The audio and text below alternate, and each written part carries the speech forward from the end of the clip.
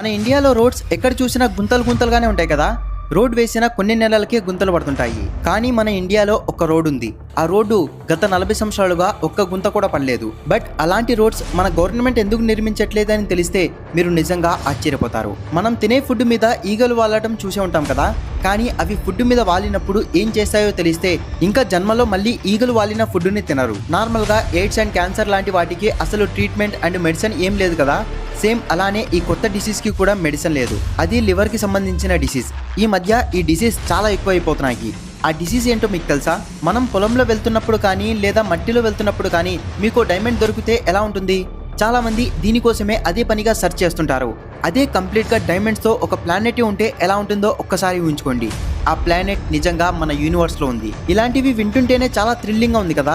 ఇవే కాదు, ఈ వీడియోలో ఇంకా ఇలాంటి ఎన్నో ఇంట్రెస్టింగ్ అండ్ అమేజింగ్ ఫ్యాక్ట్స్ చాలా ఉన్నాయి. వీడియోని స్కిప్ చేయకుండా లాస్ట్ వరకు చూడండి. ఈ వీడియో నుంచి చాలా కొత్త విషయాలు తెలుసుకుంటారు. అండ్ ఇంకో విషయం, నేను ఎంతో కష్టపడి ఈ వీడియో చేస్తున్నాను. మా ఇన్ఫర్మేషన్ వర్తి అనిపిస్తే ఒక్క లైక్ చేయండి. నా నుండి వచ్చే ఇలాంటి ఇన్ఫర్మేటివ్ వీడియోస్ మిస్ అవ్వకుండా ఉండాలంటే ఇప్పుడే సబ్స్క్రైబ్ చేసుకొని బెల్ ఐకాన్ని ఆల్లో పెట్టుకోండి. Let's start our video. Fact number 1. 1980లో నీలం కుమార్ అనే అతను ఒక విచిత్రమైన ఎక్స్పెరిమెంట్ చేశాడు. అదేంటంటే, నార్మల్గా స్నేక్స్ మన మీద అటాక్ చేస్తాయని అనుకుంటాం కదా. కానీ ఇతను ఏమంటున్నాడంటే, మనం స్నేక్స్ని అస్సలు కొంచెం కూడా కదపకుండా ఉంటే అవి మనకు అంత డేంజరస్ కావు, అవి మనల్ని ఏం చేయవు అని నిరూపించాలనుకున్నాడు. దానికోసం నీలం కుమార్ తనని తాను 1 కాదు 2 కాదు ఏకంగా 72 పాములతో నిండి ఉన్న ఒక పెద్ద గ్లాస్ రూమ్లో 3 రోజుల పాటు లాక్ చేసుకున్నాడు. అందులో కూడా 68 పాములు రసెల్స్ వైపర్, ఇండియన్ కోబ్రా లాంటి డెడ్లీ స్నేక్స్ ఉన్నాయి. ఆ పాములు ఎంత డేంజరస్ అంటే కేవలం అవి ఒక్క కాటు వేస్తే చాలు మనిషి ప్రాణం ఈజీగా పోతుంది. ఈ ఛాలెంజ్ స్టార్ట్ అవ్వగానే అతను చాలా ప్రశాంతంగా ఒక చైర్లో కూర్చున్నాడు. ఏదైనా పాము అతని మీద ఎక్కడానికి చూస్తే చాలా స్లోగా అండ్ జెంటిల్గా దాన్ని తీసి కింద పెట్టేవాడు. అలా ప్రపంచంలోనే అత్యంత ప్రమాదకరమైన అండ్ విషపూరితమైన పాముల మధ్య 3 రోజులు ధైర్యంగా ఉండి ఒక వరల్డ్ రికార్డ్ని క్రియేట్ చేశాడు. ఈ రికార్డ్ని ఇప్పటి వరకు ఎవ్వరు కూడా బ్రేక్ చేయలేకపోయారు. అతను ఫేమస్ అయ్యాక సంపాదించిన డబ్బంతా కాట్లా స్నేక్ పార్క్ కట్టించడానికి యూజ్ చేశాడు. ఆ పార్కులో మొత్తం 160కి పైగా పాముల జాతుల్ని ప్రిజర్వ్ చేశారు. Fact number 2. ఒకసారి అమెరికాలో ఉన్న ఓరెగాన్ అనే సిటీలో ఒకరోజు సడన్ గా భయంకరమైన బ్యాడ్ స్మెల్ రావడం స్టార్ట్ అయింది. జనాలు ఇళ్లల్లో నార్మల్గా ఉన్నప్పుడు సడన్ గా చనిపోయిన శరీరం లాంటి వాసన అన్ని వైపులా స్ప్రెడ్ అయింది. సడన్ గా ఇంత బ్యాడ్ స్మెల్ ఎక్కడి నుంచి వస్తుందో ఎవరికి అర్థం కాలేదు. చివరికి సముద్రం దగ్గరికి వెళ్ళి చూసేసరికి ఎక్కువ అటువైపు ఎవరు వెళ్ళలేని ఒక బీచ్ దగ్గర ఒక పెద్ద వేల్ చనిపోయి పడి ఉంది. అదే ఎన్నో రోజులుగా ఈ బ్యాడ్ స్మెల్ రావడానికి రీజన్ అని కనుక్కున్నారు. ఇప్పుడు ఇంత పెద్ద తిమింగ్లాన్ని మళ్ళీ సముద్రంలోకి నెట్టడం అస్సలు సాధ్యం కాదు. అందుకే అక్కడి లోకల్ ఆఫీసర్స్ ఒక ప్లాన్ వేశారు. ఆ శవాన్ని చిన్న చిన్న ముక్కలుగా చేసి సముద్రంలో పీతలు చేపలు తినేలా చేయాలని అనుకున్నారు. దానికోసం తిమింగ్లం బాడీలో కొన్ని చోట్ల డైనమైట్లు పెట్టారు. కానీ ఆలోచన ఒకటైతే రిజల్ట్ మాత్రం కంప్లీట్ గా చేంజ్ అయింది. ఇంజనీర్లు డైనమైట్లను అవసరానికన్నా ఎక్కువ పెట్టేశారు. సో దానితో తిమింగ్లం మాంసం ముక్కలు గాలిలో ఎగిరి చుట్టుపక్కల ఇళ్ల టెర్రస్ పైన పడ్డాయి. అంతేకాదు ఒక పెద్ద ముక్క స్ట్రైట్ గా ఒక కార్ మీద పడి ఆ కారును పూర్తిగా ముంచేసింది. అది అంత బరువుగా అండ్ అంత ఆయిల్ గా ఉండడంతో కారు కిందకి కూరుకుపోయింది. తర్వాత తెలిసిందేంటంటే ఈ బ్లాస్ట్ ప్లాన్ చేసిన ఇంజనీర్ అసలు బిల్డింగ్స్ కూల్చడంలో ఎక్స్పర్ట్ అని. ఇది అతని జీవితంలో తిమింగ్లం పై చేసిన ఫస్ట్ అండ్ లాస్ట్ బ్లాస్ట్. ఈ ఇన్సిడెంట్ ప్రపంచమంతా స్ప్రెడ్ అయింది. ఈ విచిత్రమైన ఇన్సిడెంట్ ను గుర్తుంచుకోవడానికి 2020లో అక్కడే ఎక్స్ప్లోడింగ్ వేల్ మెమోరియల్ పార్క్ ని కూడా కట్టించారు. నిజంగా మన ప్రపంచంలో అద్భుతాలే కాదు, ఇలా ఆశ్చర్యపరిచే సంఘటనలు కూడా జరుగుతూనే ఉంటాయి. Fact number 3. ఒకసారి ఇది ఊహించుకోండి, ఒకవేళ మీ విలేజ్ ఆర్ టౌన్ లో ఒక పెద్ద న్యూక్లియర్ బాంబ్ పడితే మనుషులంతా పూర్తిగా అంతరించిపోతారు. నదులు చెరువులు అన్నీ ఆవిరైపోతాయి, బిల్డింగ్స్ అన్నీ కూలిపోతాయి, అన్నీ కంప్లీట్గా నాశనం అయిపోతాయి. కానీ ఒక విషయం తెలుసా? అన్ని నాశనం అయిపోయినా కూడా ఈ భూమి మీద ఒక్క జీవి మాత్రం ప్రాణాలతో బతికిపోతుంది. అదే మన ఇళ్లల్లో తిరిగే కాక్రోచెస్. కానీ ఈ కాక్రోచెస్ ఎలా బతికిపోతాయి అన్న డౌట్ మీకు రావచ్చు. అది ఎలా అంటే, కాక్రోచ్ బాడీ మనిషి బాడీ తట్టుకునే రేడియేషన్ కంటే 6 to 15 times ఎక్కువ రేడియేషన్ ని తట్టుకుంటుంది. వీటి బాడీపై ఉండే ఆ గట్టి షీల్డ్ కూడా వాటిని రక్షిస్తుంది. రేడియేషన్ కి అవి ఎందుకు ప్రభావితం కావంటే, మనిషి శరీరాన్ని ఇప్పుడే మైక్రోస్కోప్ లో స్కాన్ చేస్తే మన శరీరంలోని అన్ని సెల్స్ ఎప్పటికప్పుడు డివైడ్ అవుతూనే ఉంటాయి. కానీ కాక్రోచెస్ శరీరంలోని సెల్స్ మాత్రం 48 గంటలకు ఒక్కసారి మాత్రమే డివైడ్ అవుతాయి. న్యూక్లియర్ బాంబ్ రేడియేషన్ మనల్ని ఎందుకు చంపేస్తుందంటే, మన శరీరంలోని సెల్స్ ఎప్పటికప్పుడు డివైడ్ అవుతూనే ఉంటాయి కదా. సడన్ గా రేడియేషన్ వచ్చేసరికి ఆ ప్రాసెస్ డిస్టర్బ్ అవుతుంది. దాంతో రేడియేషన్ పాయిజనింగ్ అయ్యి మొత్తం శరీరం పనికి రాకుండా పోతుంది. కానీ కాక్రోచెస్ శరీరంలోని సెల్స్ అయితే ఎప్పుడు డివైడ్ కావు, 48 గంటలకు ఒక్కసారి మాత్రమే అవుతాయి. కాబట్టి రేడియేషన్ వచ్చిన ఆ టైంలో హీట్ అయ్యే ఛాన్సెస్ చాలా తక్కువ. Fact number 4. డైనోసార్స్ గురించి చాలానే విన్నాం కదా, కానీ ఇప్పుడు రైనోసార్ స్టోరీ చెప్తాను వినండి. ఇవి మన భూమిపై ఉన్న చాలా అరుదైన అద్భుతమైన జంతువులు, కానీ మనుషుల ఆశ వల్ల అవి నశించే పరిస్థితికి వచ్చాయి. ఈ రైనోసార్స్ కొమ్ములు చూడడానికి చాలా అందంగా ఉంటుంది, కానీ అదే దీని ప్రాణానికి శాపంగా మారింది. ఎందుకంటే ఈ కొమ్ములను అక్రమంగా మెడిసిన్స్ లో వాడుతున్నారు. ఇంకా కొందరు రిచ్ పీపుల్స్ ఆర్ మిలీనియర్స్ వాళ్ళు వాళ్ళ ఇళ్లలో పెట్టుకోవడం కోసం వీటిని కొంటున్నారు. ఒక్క కొమ్ము ప్రైస్ వచ్చేసి దాదాపుగా 40 కోట్ల రూపాయలు ఉంటుంది. కానీ ఇప్పుడు సైంటిస్టులు ఒక అద్భుతమైన పద్ధతిని కనుక్కున్నారు. అదే రైనోసార్స్ ప్రాజెక్ట్. ఈ ప్రాజెక్ట్లో రైనోసార్స్ కొమ్ముల్లో చాలా లెస్ క్వాంటిటీలో radioactive substance cobalt sixty and సెసియం-120ను ఇంజెక్ట్ చేస్తారు. ఫస్ట్ లోపల ఇంజెక్షన్ రూపంలో, తర్వాత బయట ఒక కోటింగ్ లాగా పూస్తారు. ఇవి రైనోసార్స్లకు హానికరం కానీ లిమిట్ అండ్ లెస్ క్వాంటిటీలో ఉంటాయి. కానీ స్మగ్లర్స్కి మాత్రం ఇవి చాలా ప్రమాదకరమని చెప్పొచ్చు. ఎవరు ఈ కొమ్ములను తాకినా సరే వాళ్ళు వెంటనే రేడియేషన్ వల్ల ఇల్నెస్ కు గురవుతారు. పైగా ఎక్కడికి మోసుకెళ్లినా ఎయిర్పోర్ట్ లోని రేడియేషన్ డిటెక్టర్స్ వెంటనే పట్టేస్తాయి. మెటల్ డిటెక్టర్స్ ఫెయిల్ అవ్వచ్చు, కానీ ఇవి మాత్రం ఫెయిల్ అవ్వవు. స్మగ్లర్స్ కడిగినా కోసినా సరే ఈ పదార్థాన్ని అంత ఈజీగా తొలగించలేరు. ఒకప్పుడు ప్రపంచం మొత్తంలో 5 లక్షల రైనోసార్స్ ఉండేవి, కానీ ఇప్పుడు మాత్రం కేవలం 27,000 మాత్రమే మిగిలి ఉన్నాయి. ఈ కొత్త రేడియేషన్ పద్ధతి వల్ల ఇక రైనోసార్లు సురక్షితంగా బతికి మన భూమిపై వాటి అందాన్ని వైభవాన్ని కొనసాగిస్తాయి. Fact number 5. మన ఇండియాలో ఎక్కడ చూసినా గుంతలున్న రోడ్లే ఉంటాయి కదా, అండ్ మనకు అవి చూసి చూసి అలవాటైపోయింది కూడా. కానీ పూణేలో జేఎం రోడ్ అని ఒక రోడ్డు ఉంది. దాని గురించి వింటే మీరు ఆశ్చర్యపోతారు. ఆ రోడ్డు మీద లాస్ట్ 48 ఏళ్లుగా గుంత కాదు కదా, కనీసం ఒక క్రాక్ కూడా రాలేదు.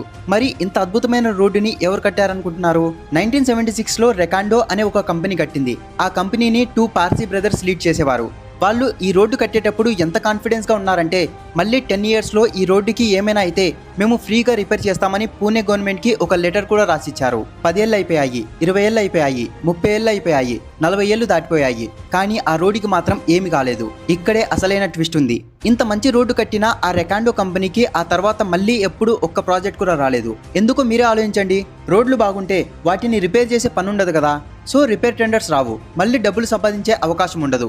సో అందుకే మన దగ్గర రోడ్లు ఎలా కడతారంటే ఎప్పుడు రిపేర్లు పనులు వస్తుండాలి, అప్పుడే డబ్బులు సంపాదించగలం. అందుకే మన రోడ్లు ఎప్పుడు గుంతలతో నిండిపోయి ఉంటుంది. Fact number 6. మన ఇండియాలో జనాలు 10,000 రూపాయలు జాబ్ చేయడానికి కూడా రెడీగా ఉంటారు కదా. అదే మనిషికి నెలకి 10 లక్షలు, సంవత్సరానికి కోట్ల రూపాయల ప్యాకేజ్ ఆఫ్రికాలో ఉన్న వాళ్ళకి వస్తే వద్దు బాబోయ్ మీరే వెళ్ళండి అని భయపడతారు. ఎందుకంటే మన ఇండియాలో కరప్షన్ ఎక్కువ అని మీకు తెలుసు కదా. అది అసలు కరప్షనే కాదు. మీరు అసలైన అవినీతి చూడాలంటే ఆఫ్రికాలో చూడొచ్చు. నమీబియా లాంటి ఆఫ్రికా కంట్రీస్లో ఉండే పేదరికం, అవినీతి చూస్తే మన ఇండియా చాలా బెటర్ అనిపిస్తుంది. ఎందుకంటే ఫర్ ఎగ్జాంపుల్కి ఆఫ్రికాలో ఒక వ్యక్తికి 10 lakhs ప్యాకేజ్ వచ్చే ఉద్యోగం వచ్చిందనుకోండి, అతనికి చేతికి వచ్చేది కేవలం 3 లక్షల రూపాయలు మాత్రమే. మిగతా 7 లక్షలు ఎవరు తినేస్తారో తెలుసా? అది వాళ్ళ జీతంలోనే ఉన్న కిడ్నాప్ అండ్ రాన్సమ్ ఇన్సూరెన్స్ కోసం పోతుంది. కంపెనీస్ ఈ 7 లక్షల రూపాయలని రిజర్వ్లో పెడతారు. మీరు కిడ్నాప్ అయితే వాళ్ళకి డబ్బులు ఇచ్చి మిమ్మల్ని కాపాడడానికి. ఈ ఇన్సూరెన్స్ని కూడా శాలరీ ప్యాకేజ్లో కలిపే చూపిస్తారు. ఒకసారి ఈ ఇన్సిడెంట్ని చూడండి. ఈ యాక్టర్ పేరు బెండిక్ట్. ఇతన్ని మీరు డాక్టర్ స్ట్రేంజ్ మూవీలో చూసే ఉంటారు. అతను కూడా ఒకసారి ఆఫ్రికాలో కిడ్నాప్ అయ్యాడు. ఇతన్ని డబ్బులు ఇచ్చి మరీ కాపాడాల్సి వచ్చింది. ఆ ఇన్సిడెంట్తో అతను ఎంత షాక్లో ఉన్నాడంటే, నేను ఇంత పెద్ద యాక్టర్ని నన్నే ఆఫ్రికాలో కిడ్నాప్ చేశారని, ఆఫ్రికా ఎంత ప్రమాదకరమైన ప్రదేశమని చాలా భయపడ్డాడు. దాంతో ఈ విషయాన్ని అతను 4 సంవత్సరాలు ఎవరికి కూడా చెప్పలేదు. 2009లో దీని గురించి బయటపెట్టాడు. Fact number 7. మన ఇండియాలో అయితే మన నాన్నగారికి కానీ తాతగారికి కానీ ఒకవేళ కొన్ని కోట్ల అప్పులుంటే వాళ్ళు పోయిన తర్వాత ఆ అప్పులు మన మీద రావు కదా. ఇది మంచి పనే. కానీ జపాన్లో మాత్రం అలా కాదు. అక్కడ చట్ట ప్రకారం వాళ్ళ ఆస్తులతో పాటు వాళ్ళ అప్పులు కూడా పిల్లలకే వస్తాయి. అందుకే అక్కడ ఓ విచిత్రమైన ఇండస్ట్రీ బాగా పెరిగిపోతుంది. దాని పేరే జోత్సు ఇండస్ట్రీ. జోత్సు అంటే నార్మల్గా ఆవిరైపోవడం లేదా మాయమైపోవడం. మీకు నమ్మబుద్ధి కాదు కానీ జపాన్లో పూలు, పండ్లు, కూరగాయల మార్కెట్ కంటే మనుషుల్ని మాయం చేసే మార్కెటే పెద్దది. ప్రతి సంవత్సరం 1,00,000 మందికి పైగా జనం ఇలా కనుమరుగైపోతారు. అంటే వాళ్ళంతటా వాళ్ళే మాయమైపోతారనమాట. సినిమాల్లో కొత్త ఊరు, కొత్త గుర్తింపు, కొత్త జీవితం చూపిస్తుంటారు కదా. ఇలా ఇక్కడ నిజంగానే కొన్ని కంపెనీస్ ఇలాంటి పని చేస్తాయి. వాళ్ళు మనుషులు కనుమరుగైపోవడానికి హెల్ప్ చేస్తారు. కొత్త ఐడెంటిటీ, కొత్త ఇల్లు, కొత్త ఐడి ఇవన్నీ వాళ్ళే ఇస్తారు. ముఖం మార్చుకోవడానికి ప్లాస్టిక్ సర్జరీ కూడా వాళ్ళే చేస్తారు. సోషల్ మీడియాలో వాళ్ళ డీటెయిల్స్ పూర్తిగా లేకుండా చేస్తారు. మొత్తంగా ఒక కొత్త జీవితాన్ని చేతిలో పెడతారు. ఇంతకీ ఎందుకు ఇలా చేస్తారంటే, కొంతమంది వాళ్ళ నాన్న అప్పులు వారసత్వంగా వస్తాయేమోనని భయపడి మాయమైపోతే, ఇంకొంతమంది ఆడవాళ్ళు తమ భర్తల వేధింపుల నుంచి తప్పించుకోవడానికి ఇలా చేస్తారు. మరికొంతమంది అయితే కేవలం సరదా కోసం కూడా ఇలా చేస్తారు. Fact number 8. ఒక్కసారిగా 3 లక్షల టన్నుల కార్బన్ డైఆక్సైడ్ గ్యాస్ ఒక చెరువు నుంచి బయటకు వచ్చింది. కేవలం 12 నిమిషాల లోపే మొత్తం ఊరంతా ఖాళీ అయిపోయింది. 1700 మంది మనుషులు, 3500 జంతువులు చనిపోయాయి. అసలు వింతేమిటంటే వాళ్ళంతా చాలా ప్రశాంతంగా, అసలు ఏ అరుపులు లేకుండా నిశ్శబ్దంగా చనిపోయారు. ఈ సంఘటన లేక్ నోయిస్లో జరిగింది. ఆ లేక్ కింద ఒక బాంబు ఉన్నట్లుగా అనిపించింది. ఎందుకంటే అక్కడే కోట్లాది సంవత్సరాల నుండి ఒక వాల్కనీ ఉండిపోయింది. 3 లక్షల టన్నుల కార్బన్ డైఆక్సైడ్ ఆ లేక్ కింద పేరుకుపోయింది. ప్రకృతికి అవకాశం రాగానే ఆ గ్యాస్ మొత్తం బయటకు వచ్చేసింది. ఇంకో విచిత్రం ఏమిటంటే కార్బన్ డైఆక్సైడ్ గ్యాస్ కనపడదు, వాసన రాదు, ఎటువంటి రంగు కూడా ఉండదు. ఒకవేళ మీ రూమ్ మొత్తం కార్బన్ డైఆక్సైడ్ గ్యాస్తో నిండిపోతే మొదట్లో మీకు ఏం తేడా అనిపించదు, కానీ తర్వాత మీకు తెలియకుండానే చాలా ప్రశాంతంగా స్పృహ కోల్పోతారు. విచిత్రంగా మనుషులు ప్రశాంతంగా స్పృహ కోల్పోయి చనిపోతారు. మనుషులే కాదు, దగ్గరలో ఉన్న పక్షులు, ఆవులు, మేకలు కూడా స్పృహ కోల్పోయాయి. ఊరు మొత్తం ఒక్కసారిగా నిద్రపోతూ చనిపోయింది. Fact number 9. అమెరికాను ఓడించడానికి రష్యా, చైనా కలిసిపోయాయి. చూడండి, మొదటి స్పేస్ రేస్ ఏంటంటే అంతరిక్షంలోకి ముందు ఎవరెళ్లారని. అంటే మన భూమి మీద ఎవరు అంతరిక్షంలోకి వెళ్ళని సమయం ఉండేది కదా, అది మొదటిసారి ఆ స్పేస్ రేస్లో రష్యా గెలిచింది. వాళ్ళ ఆస్ట్రోనట్స్ ముందుగా అంతరిక్షంలోకి వెళ్ళి అమెరికాను ఓడించారు. తర్వాత చంద్రుడి మీదకు ఎవరు ముందుగా వెళ్తారు, అడుగు ఎవరు పెడతారనే రేస్ జరిగింది. దాంట్లో అమెరికా గెలిచింది. ఎందుకంటే అమెరికా చాలాసార్లు చంద్రుడి మీదకు మనుషుల్ని పంపింది. మిగతా దేశాలన్నీ అలా చూస్తూ ఉండిపోయాయి. ఇప్పుడు ప్రస్తుతం మన ప్రపంచంలో 3వ స్పేస్ రేస్ వస్తుంది. ఈ స్పేస్ రేస్లో చంద్రుడి మీద ఒక న్యూక్లియర్ ప్లాంట్ పెట్టబోతున్నారు. అవును, మీరు సరిగ్గానే విన్నారు. ఒకసారి నాసా రిలీజ్ చేసిన ఈ అఫీషియల్ డాక్యుమెంట్ని చూడండి. అయితే ఇది రాబోయే 5 సంవత్సరాల్లో జరగబోతుంది. అమెరికా చాలా శక్తివంతమైన దేశం కాబట్టి దాన్ని చూసి చైనా, రష్యా కలవాల్సి వచ్చింది. నాసాని ఓడించడానికి చైనా, రష్యా కలిసి ILRS ఇంటర్నేషనల్ లూనార్ రీసెర్చ్ స్టేషన్ను ప్రారంభించాలని ప్లాన్ చేశాయి. ఇది కేవలం రేస్ కాదు. మీరు ఇక్కడ లోతైన విషయాన్ని అర్థం చేసుకోండి. చంద్రుడి మీద కరెంటు ప్రొడ్యూస్ అయితే వాళ్ళు అక్కడ కూర్చొని హాయిగా రీసెర్చ్ చేసుకోగలరు. కాబట్టి ఏ దేశం అయితే ముందుగా అక్కడ న్యూక్లియర్ బేస్ ని ఏర్పాటు చేస్తుందో ఆ దేశం చంద్రుడి మీద కరెంట్ ని ప్రొడ్యూస్ చేసే రేస్ లో ముందుంటుంది. ఎందుకంటే చంద్రుడి మీద రాత్రిపూట -150 డిగ్రీ సెల్సియస్ ఉంటుంది. కాబట్టి గదులు, నీళ్లు, మంచి ఉష్ణోగ్రత ఉండే బేస్ కావాలంటే వీటన్నిటికీ కరెంట్ కావాలి. లేకపోతే చంద్రుడి మీద ఒక్క రాత్రి కూడా ఉండడం కష్టం. అందుకే ఈ 3 దేశాల్లో ఏ దేశం అయితే ముందుగా ఈ పని చేస్తుందో ఆ దేశం మొత్తం చంద్రుడి మీద పట్టు సాధిస్తుంది. Fact number 10. ఈ ఫ్యాక్టరీలో ఒక్క లైట్ కూడా ఉండదు. కంప్లీట్ గా మొత్తం చీకటిగా ఉంటుంది. అది సేమ్ ఒక బ్లాక్ హోల్ లాగా ఉంటుంది. ఎలోన్ మాస్క్ యొక్క టెస్లా అండ్ MI లాంటి చాలా ఫోన్ కంపెనీస్ దగ్గర ఇలాంటి డార్క్ ఫ్యాక్టరీస్ ఉన్నాయి. ఈ కంపెనీస్లో మనుషులు ఎవ్వరూ పనిచేయరు, ఓన్లీ రోబోట్స్ మాత్రమే పనిచేస్తాయి. జపాన్లో ఫన్క్ అనే ఒక రోబోటిక్ కంపెనీ ఉంది. దాని చీకటి ఫ్యాక్టరీలో నాన్ స్టాప్గా 20-30 రోజుల పాటు రోబోట్లను తయారు చేస్తుంటాయి. సేమ్ మన రోబో మూవీలో చిట్టిలాగా. మనుషులతో పని లేని రిపీటెడ్ వర్క్స్ చేసే వస్తువులను తయారు చేయడానికి ఇలాంటి డార్క్ ఫ్యాక్టరీసే పనిచేస్తాయి. ఒక దేశం మొత్తంలో కరెంటు బిల్లుల్లో సుమారుగా 20-25% కేవలం లైట్స్ వల్లనే వస్తుంది. కంపెనీస్ ఇలాంటి డార్క్ ఫ్యాక్టరీస్లో డబ్బులను పెట్టుబడిగా పెడతాయి. ఇలా చేయడం వల్ల వారికి మనీ చాలా సేవ్ అవుతుంది. అండ్ లాంగ్ రన్లో ఈ పొదుపు చూస్తే అది కొన్ని $1 బిలియన్ వరకు ఉంటుంది. ఆ ఫ్యాక్టరీస్లో కొన్ని వేల సంఖ్యలో సెన్సార్స్ చేయబడి ఉంటాయి. రోబోట్స్ ఏదైనా పొరపాటున చేస్తే, ఫర్ ఎగ్జాంపుల్కి ఒక స్క్రూ 1 మిల్లీమీటర్ కదిలినా అది మొత్తం ప్రొడక్షన్ను పాడు చేస్తుంది. ఆ స్క్రూ 1 మిల్లీమీటర్ కూడా కదలక ముందే రోబోట్స్ AI సహాయంతో తమను వెంటనే రిపేర్ చేసుకుంటాయి. ఏరోప్లేన్ పార్ట్స్ నుండి కంప్యూటర్లో ఉండే మైక్రోచిప్ల వరకు అన్నీ ఈ ఫ్యాక్టరీస్లోనే తయారవుతాయి. Fact number 12. ఈ భూమిపై ఉన్న ఈ వ్యక్తి తన అంత్యక్రియల నుండి మొత్తం 6 సార్లు లేచి నిలబడ్డాడు. అతని అదృష్టం మంచిదో చెడ్డదో అతనికి కూడా తెలియట్లేదు. ఫస్ట్లో అతను బైక్ యాక్సిడెంట్కి గురయ్యాడు. డాక్టర్స్ అతని గుండె పనిచేయట్లేదని క్లినికల్లీ డెడ్ అని డిక్లేర్ చేశారు. కానీ అతను సడన్ గా లేచాడు. మళ్ళీ సెకండ్ టైం అతనికి మలేరియా సోకి చనిపోయాడు. హాస్పిటల్లో అతని గుండె ఆగిపోయింది. అతని బాడీని అంత్యక్రియల కోసం తీసుకెళ్లినప్పుడు మళ్ళీ అతను సడన్ గా లేచి నిలబడ్డాడు. మళ్ళీ థర్డ్ టైం అతను ఒక కార్ యాక్సిడెంట్ లో చిక్కుకున్నాడు. అతని కారు ట్రక్కులోకి దూసుకెళ్లిపోయింది. అప్పుడు అతను చనిపోయాడు. దహన సంస్కారాల కోసం తీసుకెళ్లగా ఈసారి కూడా మళ్ళీ లేచాడు. ఇన్నిసార్లు ఇలా జరిగిన తర్వాత ప్రజలు అతను మనిషి కాదని, అతనిలో ఏదో నెగిటివ్ ఎనర్జీ ఉందని భావించడం మొదలుపెట్టారు. వాళ్ళ అనుమానం పెరుగుతూ పోయింది. మళ్ళీ ఫోర్త్ టైం అతను ఒక గుంతలో పడి చనిపోయాడు. డాక్టర్స్ అతనిని క్లినికల్లీ డెడ్ అని డిక్లేర్ చేశారు. అతని శరీరాన్ని పోస్ట్మార్టం చేసేటప్పుడు అతను మళ్ళీ లేచి నిలబడ్డాడు. ఫిఫ్త్ టైం ఈసారి ప్రకృతి ఏం చేయలేదు, కానీ ప్రజలు అతనిపై దాడి చేశారు. ఇది ఆఫ్రికాలో జరిగింది. ఆఫ్రికా ప్రజలు చాలా మూఢనమ్మకాలు ఉన్నవారు. వాళ్ళు వెళ్లి అతని ఇంటికి నిప్పు పెట్టారు. అతను లోపల చిక్కుకుపోయాడు. పొగ పీల్చుకొని చనిపోయాడని ప్రజలందరూ సంతోషించారు. కానీ అతని అంత్యక్రియలు చేయబోతున్నప్పుడు మళ్ళీ లేచాడు. ప్రస్తుతం ప్రజలు అతను ఇలా బతికి ఉండటాన్ని అంగీకరించడానికి సిద్ధంగా లేరు. అందుకే అతను ఆ ఊరిని విడిచిపెట్టాల్సి వచ్చింది. ఇప్పుడు అతను ఒంటరిగా ఒక ఏకాంత ప్రదేశంలో నివసిస్తున్నాడు. అతను నేను దయాన్ని కాదు, ఇది ఎందుకు జరుగుతుందో నాకే తెలియదు అని చెప్తున్నా కూడా చాలా మంది నమ్మట్లేదు. అతను ఇప్పటికీ ఇలానే జీవిస్తున్నాడు. Fact number 13. మనకు నార్మల్ గా కనిపించే ఈగలు అసలు ఎంత విచిత్రంగా ప్రవర్తిస్తాయో తెలుసా? ఒక ఈగ మనం తినే ఫుడ్ పైన వాలిన నెక్స్ట్ సెకండ్ లోనే అది దాని మీద చిన్న వాంతి చేస్తుంది. ఎందుకంటే ఈగలకి పళ్ళుండవు. సో సాలిడ్ స్టేట్ లో ఉన్న ఫుడ్ ని కొరికి తినడం దానికి పాసిబుల్ కాదు. అందుకే అవి తన కడుపులోని కొన్ని యాసిడ్స్ ని మనం తినే ఫుడ్ మీద రిలీజ్ చేస్తుంది. ఆ యాసిడ్ వల్ల సాలిడ్ స్టేట్ లో ఉన్న ఫుడ్ లిక్విడ్ స్టేట్ లోకి చేంజ్ అవుతుంది. అలా చేంజ్ అయిన ఫుడ్ ని అది వాటర్ లాగా తాగేస్తుంది. అంతేకాదు, కడుపు నిండిన తర్వాత కూడా ఈగ ఆగదు. తిన్న ఫుడ్ ని కొంచెం బయటికి తీసేసి ఆ ఫుడ్ లో ఉన్న వాటర్ ని వేరు చేసి మిగిలిన ఎండిపోయిన ఫుడ్ ని మళ్ళీ తినేస్తుంది. ఈగలో ఇంకో షాకింగ్ విషయం ఏంటంటే వాటికి నాలుక ఉండదు. నిజానికి వాటి కాళ్ళల్లోనే టేస్ట్ బడ్స్ ఉంటాయి. అందుకే అవి ఫుడ్ మీద వాలిన వెంటనే కాళ్ళతోనే రుచి చూస్తాయి. ఈగలు ప్రతిసారి కాళ్ళను రుద్దుకోవడానికి రీజన్ కూడా ఇదే. కాళ్ళను క్లీన్ చేసుకోవడం వల్ల టేస్ట్ క్లియర్ గా తెలుస్తుంది. అయితే ఈగలు చేసే ఈ పని అంత ప్రమాదకరంగా అనిపించకపోయినా నిజానికి అవి మనుషులకి చాలా రోగాలను తీసుకొస్తాయి. సైంటిస్టుల ప్రకారం ఒక్క ఈగ శరీరం పైన దాదాపుగా 60 లక్షల మైక్రో ఆర్గనిజమ్స్ ఉంటాయి. ఆ మైక్రో ఆర్గనిజమ్స్ చాలా వరకు కలరా, టైఫాయిడ్, డయేరియా, ఫీవర్ లాంటి డిసీజెస్ రావడానికి కారణమవుతాయి. ఈగలు ఫుడ్ పైన కాళ్ళు పెట్టిన వెంటనే ఆ మైక్రో ఆర్గనిజమ్స్ ఫుడ్ లోకి వెళ్ళిపోతాయి. ఈగల లైఫ్ స్పాన్ నార్మల్ గా 28 డేస్ మాత్రమే ఉంటుంది. కానీ ఆ కొన్ని డేస్ లోనే అవి 100 గుడ్లను పెడతాయి. ఆ ఎగ్స్ ఒక్కొక్కటి 3x లాగా మల్టిప్లై అయ్యి మళ్ళీ కొత్త ఎగ్స్ లాగా పుడతాయి. Fact number 14. నార్మల్గా ఎయిడ్స్, క్యాన్సర్ లాంటి వాటికి అసలు ట్రీట్మెంట్ అండ్ మెడిసిన్ లాంటివి ఏం లేవు కదా.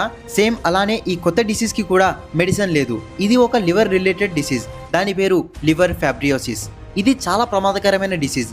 ఇది ఒక్కసారి వస్తే ఎయిడ్స్, క్యాన్సర్ లాగే కంప్లీట్గా నయం చేసే మెడిసిన్ ఇంకా ప్రపంచంలోనే లేదు. ఆల్రెడీ యూకేలో ఈ డిసీజ్ 2 మిలియన్ పీపుల్కి వచ్చింది. దీని మెయిన్ రీజన్ ఏంటంటే లివర్ దెబ్బతిన్న తర్వాత దాని టిష్యూస్ మచ్చలుగా మారిపోతుంది. ఈ మచ్చలు పెద్దవుతూ లివర్ వర్కింగ్ ప్రాసెస్ ని కంప్లీట్ గా ఆపేస్తాయి. బాడీకి బయట నుండి ఎటువంటి క్లియర్ సింటమ్స్ కనిపించకపోవడం వల్ల ఇది చాలా సార్లు సడన్ గా ప్రాణాలను తీసేస్తుంది. అయితే సైంటిస్టులు దీనిపై ఎక్స్పెరిమెంట్స్ ఆపట్లేదు.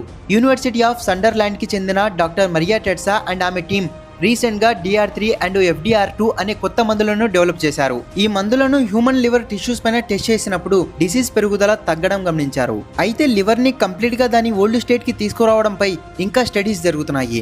ఇది సక్సెస్ అయితే మాత్రం ఫ్యూచర్ లో లివర్ డిసీజ్ కు ఒక గొప్ప సొల్యూషన్ దొరుకుతుంది. Fact number 15. మన భూమి మీద వజ్రం ఎంత విలువైందో మనందరికీ తెలుసు. అయితే మీకు విషయం తెలుసా?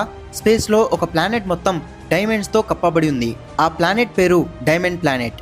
నిజంగానే ఈ ప్లానెట్ సర్ఫేస్ అండ్ లోపలి భాగం మొత్తం ప్రెజర్ తో అండ్ ఎక్కువ టెంపరేచర్ ఉండడం వల్ల కార్బన్ డైమండ్ గా మారిపోయింది. నాసా ఇప్పటి వరకు కనుక్కున్న 2 main diamond planets PSR J17191438b and ఇంకోటి 55 కెన్క్రీ E. వీటిలో PSR J17191438b అనే ప్లానెట్ భూమి కంటే దాదాపుగా 5 టైమ్స్ పెద్దది. సైంటిస్టుల అంచనా ప్రకారం ఇది ఒకప్పుడు కార్బన్తో నిండిన డెడ్ స్టార్. కొన్ని కోట్ల సంవత్సరాలుగా అట్మాస్ఫిరిక్ ప్రెజర్ కారణంగా దాని ఇంటర్నల్ భాగం మొత్తం డైమండ్ గా మారిపోయింది. ఇక 55 కెన్క్రీ E అనే ప్లానెట్ భూమి నుండి దాదాపుగా 41 లైట్ ఇయర్స్ దూరంలో ఉంది. ఇది తన చుట్టూ తాను తిరగడానికి కేవలం 17 అవర్స్ మాత్రమే పడుతుంది. మన భూమికి అయితే 24 అవర్స్ పడుతుంది కదా.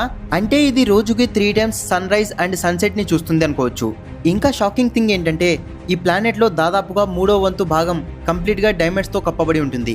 అయితే ఈ గ్రహాలను మనం చూసేందుకు లేదా వాటిపై జీవించేందుకు అస్సలు ఛాన్స్ లేదు. ఎందుకంటే అక్కడి క్లైమాటికల్ టెంపరేచర్ 2400 డిగ్రీ సెల్సియస్ వరకు ఉంటుంది. అంటే ఐరన్ కూడా మెల్ట్ అయ్యేంత వేడిగా ఉంటుంది. Fact number 16. Brain, bones, blood ఏమీ లేని ఒక వింత జీవి ఫ్రాన్స్లో ఉన్న అతిపెద్ద న్యూక్లియర్ పవర్ ప్లాంట్ ని ఆపేసింది. ఆ జీవి ఇంకేదో కాదు, అదే జెల్లీ ఫిష్. ఈ జెల్లీ ఫిష్ బాడీ మొత్తం 95% వాటర్తోనే ఉంటుంది. దానికి రక్తం గానీ, బోన్స్ గానీ ఇంకేమీ ఉండవు. కొన్ని జెల్లీ ఫిష్లు అయితే ఇమ్మోర్టబుల్, అంటే అస్సలు చావవు. కానీ ఈ జెల్లీ ఫిష్లు తమ ఇమ్మోర్టబుల్ పవర్ ని తప్పుగా వాడుతున్నాయేమో అనిపిస్తుంది. ఫ్రాన్స్ లోని ఒక న్యూక్లియర్ పవర్ ప్లాంట్ కి కూలింగ్ సిస్టమ్ కోసం సముద్రం నుండే వాటర్ ని తీసుకునేలాగా డిజైన్ చేశారు. ఈ సిస్టమ్ లో చేపలు లోపలికి రాకుండా ఉండేందుకు ఫిల్టర్స్ కూడా ఉంటాయి. జెల్లీ ఫిష్లు జెల్లీ లాగా చాలా సాఫ్ట్ గా ఉంటాయి కదా, అవి ఆ ఫిల్టర్స్ లోంచి లోపలికి వెళ్లకుండా ఫిల్టర్స్ ఆపలేవు. ఇంకో దారుణం ఏంటంటే ఆ పదునైన ఫిల్టర్స్ లో జెల్లీ ఫిష్ బాడీ కట్ అయినా సరే అది 2 ముక్కలైన తర్వాత కూడా అది 2 సెపరేట్ జెల్లీ ఫిష్ లాగా మారిపోతుంది. నార్మల్ గా జెల్లీ ఫిష్లు నీటి అడుగున చాలా లోపల ఉంటాయి కదా, కానీ అప్పుడప్పుడు అవి పైకి వస్తుంటాయి. అలా కొన్ని లక్షల జెల్లీ ఫిష్లు ఆ ఫిల్టర్స్ లో నుంచి దాటుకుని న్యూక్లియర్ రియాక్టర్ లోకి చేరిపోయాయి. ఇలాంటి సిచ్యువేషన్స్ లో ప్లాంట్ ఓవర్ హీట్ అయ్యి పేలిపోయే ప్రమాదం కూడా ఉంది. కానీ ఇంజనీర్స్ ఇవన్నీ ముందే ఆలోచిస్తారు కాబట్టి అక్కడ ఒక ఆటో షట్ డౌన్ సిస్టాన్ని ఏర్పాటు చేశారు. కొన్ని లక్షల జెల్లీ ఫిష్లు లోపలికి రాగానే ఆటో షట్ డౌన్ ట్రిగర్ అయ్యి ప్లాంట్ మొత్తం ఆగిపోతుంది. ఇంకొక విషయం ఏంటంటే డైనోసార్లు ఈ భూమి మీద 16.5 కోట్ల సంవత్సరాలు ఉన్నాయి. బొద్దింకలు 30 కోట్ల సంవత్సరాలు ఈ భూమి మీద ఉన్నాయి, ఇంకా ఇప్పటికీ ఉన్నాయి. అయితే జెల్లీ ఫిష్లు దాదాపుగా 50 కోట్ల సంవత్సరాల నుండి ఈ భూమి మీద ఉన్నాయి. అస్సలు చావే లేని ఒక జెల్లీ ఫిష్ కూడా ఉంది, దాని పేరు టెరిటాప్సిస్ డోర్ని. Fact number 17. ఒకవేళ మీరు ఏదైనా ఎమర్జెన్సీలో ఇరుక్కుపోయారనుకోండి, మీ ఫోన్ సిగ్నల్ మొత్తం జీరో అయిపోయింది, అయినా మీరు పోలీసులకు కానీ ఇంకా మిగతా ఎమర్జెన్సీ నంబర్లకు కానీ కాల్ చేసుకోగలుగుతారు. కానీ ఇది ఎలా సాధ్యం? చూడండి, ఎమర్జెన్సీ అంటే ఎమర్జెన్సీనే, భయంకరమైన సిచ్యువేషన్ అనమాట. సో మీరు ఏదైనా ప్లేస్లో ఉన్నారనుకోండి, మీ దగ్గర జియో సిమ్ ఉంది.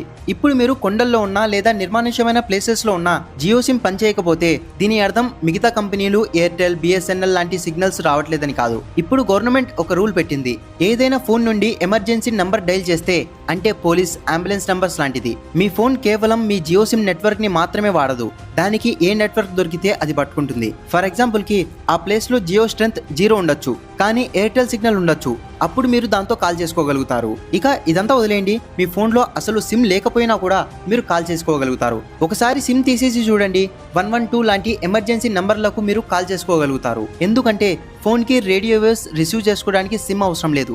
మీరు ఏ కంపెనీని ఎంచుకుంటారో దానికోసం మాత్రమే సిమ్ సిస్టమ్ అవసరం, మిగతాదంతా సిమ్ లేకుండానే పని జరుగుతుంది. అంటే సిమ్ లేకపోయినా కూడా కంపెనీ టవర్స్ పట్టుకొని ఎమర్జెన్సీ నంబర్లకు కనెక్ట్ అయిపోతుంది. ఇక దీనిని ఇంకో స్టెప్ పైకి తీసుకెళ్దాం.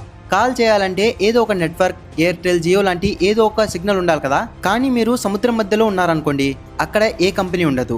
అలాంటి టైంలో ఐఫోన్స్ దీనిని నెక్స్ట్ లెవెల్కి తీసుకెళ్లాయి. అవి డైరెక్ట్ గా శాటిలైట్ ద్వారా మీకు టెక్స్ట్ మెసేజ్ పంపిస్తాయి. ఐఫోన్స్ లో శాటిలైట్ ఫీచర్ వచ్చిందని మీరు వినే ఉంటారు. అంటే మీరు అమెజాన్ ఫారెస్ట్ మధ్యలో చిక్కుపోయారనుకోండి, మీ దగ్గర ఐఫోన్ ఉంది, అక్కడ ఏ కంపెనీ సిగ్నల్ ఉండకపోయినా అయినా మీ ఐఫోన్ డైరెక్ట్ గా శాటిలైట్ కి కనెక్ట్ అయ్యి మీ కుటుంబ సభ్యులకి కాల్ చేస్తుంది. Fact number 18.